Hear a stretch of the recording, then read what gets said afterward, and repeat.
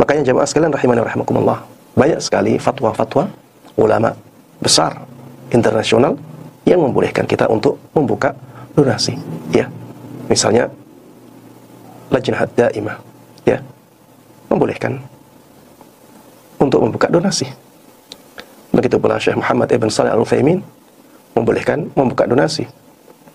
Syekh Sulaiman Ibn Salimullah Ar-Ruhaili juga membolehkannya.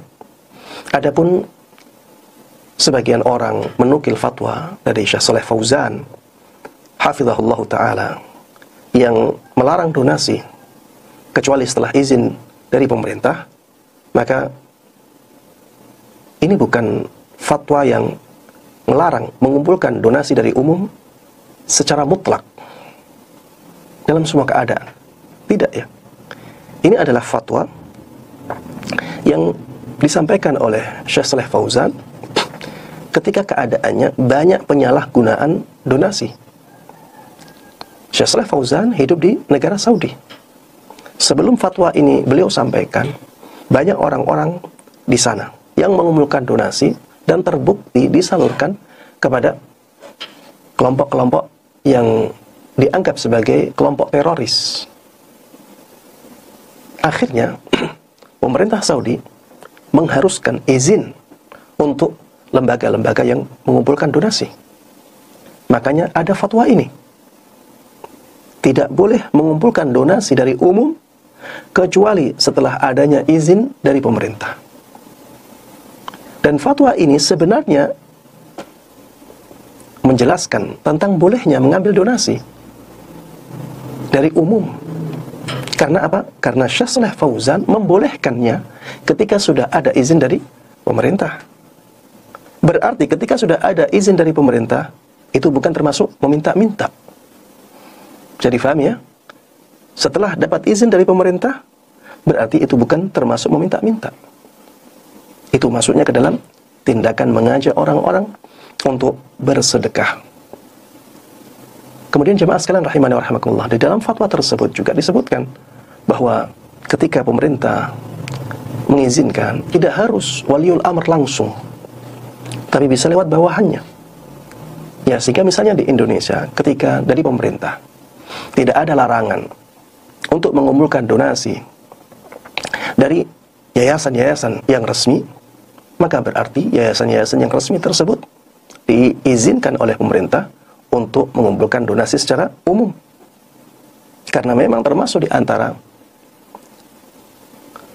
yang dibolehkan oleh pemerintah untuk yayasan adalah menggalang donasi dari masyarakat.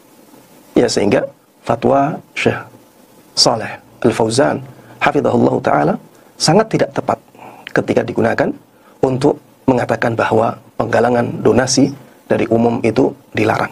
Tidak tepat sama sekali. Kenapa? Karena Syekh Shalih Fauzan tidak melarangnya. Tapi Syekh Shalih Fauzan melarang ketika belum ada izin dari pemerintah. Ketika sudah ada berarti membolehkan. Dan itu fatwa di Saudi. Kenapa ada larangan menggalang donasi ketika tidak ada izin dari pemerintah? Karena adanya tadi orang-orang yang menyalahgunakan tindakan ini untuk membantu kelompok-kelompok yang dianggap oleh pemerintah sebagai teroris. Dan itu tidak terjadi di Indonesia. Pemerintah Indonesia tidak melarang yayasan-yayasan untuk menggalang donasi. Sehingga sangat tidak tepat apabila hal ini digunakan untuk melarang kaum muslimin menggalang donasi. Jamaah sekalian rahimani wa rahimakumullah, kenapa saya sampaikan ini?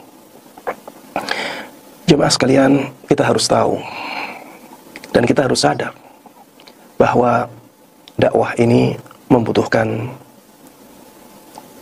kekuatan harta juga. Selain membutuhkan kekuatan ilmu. Kekuatan ilmu nomor satu dalam dakwah ini. Tapi kekuatan ilmu tanpa kekuatan harta itu juga kurang efektif. Kita membutuhkan kekuatan ilmu, kita juga membutuhkan kekuatan harta. Kaum muslimin juga membutuhkan ladang-ladang pahala untuk mereka. Betapa banyak orang-orang yang kaya yang bingung kemana mereka harus menyalurkan hartanya. Mereka tidak tahu bahwa di sana, di pelosok negeri, ada lembaga yang sangat komitmen untuk menyebarkan dakwah tauhid dan dakwah sunnah. Sangat membutuhkan uluran tangan. Sedikit untuk mereka sangat berarti. Kalau hidup di ibu kota, hidup di kota-kota besar, mungkin masalah penggalangan donasi ini tidak terlalu